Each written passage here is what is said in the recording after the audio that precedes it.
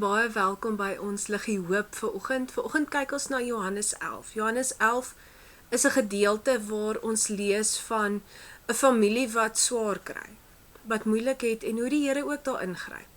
Ons lees daarso, en ek gaan nie die teks lees nie, maar ek deel met u die verhaal waar Lazarus siek is, waar Lazarus op sterwe lê, en waar Martha en Maria vir Jesus 'n boodskap stuur, en vir hom sê, Here, maar u vriend is siek.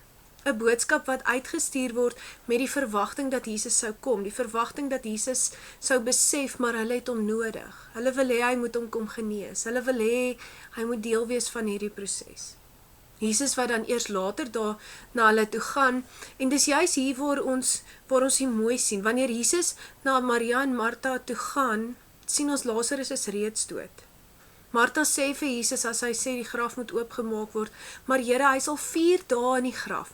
4 dae, wat beteken hy stink, wat beteken hy is verseker dood, wat beteken, daar is nie meer hoop dat hy gaan lewe nie. En Martha en Maria het hierdie hoop, hierdie verwagting gehad, dat Jesus hom sou genees. Ons lees dit in hulle reaksies, as hulle vir Jesus sê, maar Here, as u was, dan sou hy nie gesterf het nie. Daai vertroue dat Jesus dit kon doen, dat Jesus dit anders kon maak. Maar tog kom Jesus eers later daaraan. En ons lees in die verhaal dat hy dit ook vir 'n rede doen. Hy praat met die disippels daarso en hy sê vir hulle, maar hierdie is julle, ek kom eers later, ek gaan eers later, sodat julle die geleentheid het om te glo in wie ek is. Sodat julle kan weet dat ek van God die Vader afkom. Maar Jesus is nie onsympatiek oor die situasie waarin Martha en Maria is nie. Ons sien dat hy saam met hulle huil. As hy die droefheid van die mense beleef, dan huil hy saam met hulle. Hoekom? Want hy het lief. Hy stap saam met hulle die pad. En hierdie gee vir ons vandag iets moois van 'n situasie wat ons ook kan beleef. Situasies wat onmoontlik lyk, situasies wat ons sien hoe 'n verloop na iets toe op pad is en ons weet nie hoe dit gaan verander nie. Situasies wat ons soos Martha en Maria vir Jesus sê, vir God sê, maar Here, ons het u nodig. Kom help ons, wees daar vir ons. Ons vertrou dat u dit anders kan maak. Ons vertrou dat u vir Lazarus uit die dood uit kan opwek. En steeds gebeur dit baie keer nie so nie.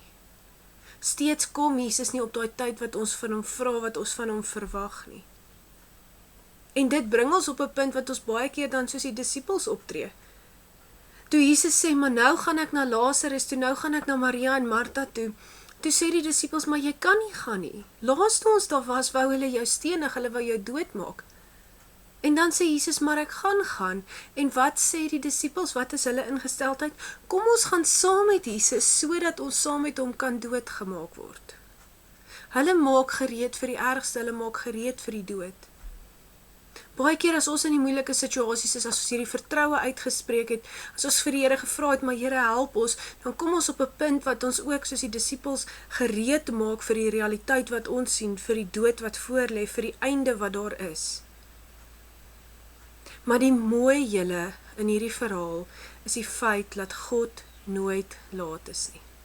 Selfs al voel dit vir ons of hy op nommer 99 is, selfs al voel dit vir ons of hy glad nie in tyd daar uitkom nie, of hy laat is, kan ons weet dat God nooit laat is nie.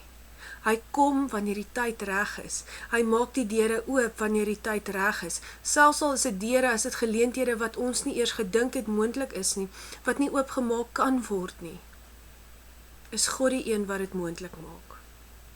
Daarom kom ons vertrou ons God. Vertrou dat hy vir ons die plekke sal oopmaak waar dit nodig is, dat hy ons uit hierdie onmoontlike situasie sal uitbring, op die tyd wat hy weet reg is. Kom ons hou aan om ons God te vertrou.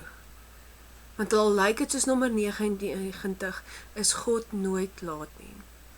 Mag u met hierdie vertroue leef en dit onthou. Kom ons bid 'n oomblik saam. Vader, soveel keer is ons soos Martha en Maria, ons vra, ons bid, ons smeek vir u, maar u kom nie dadelik nie. En gee dat ons die vertroue sal hou, dat u altyd daar is, dat ons die vertroue sal hou, dat u wel sal opdaag.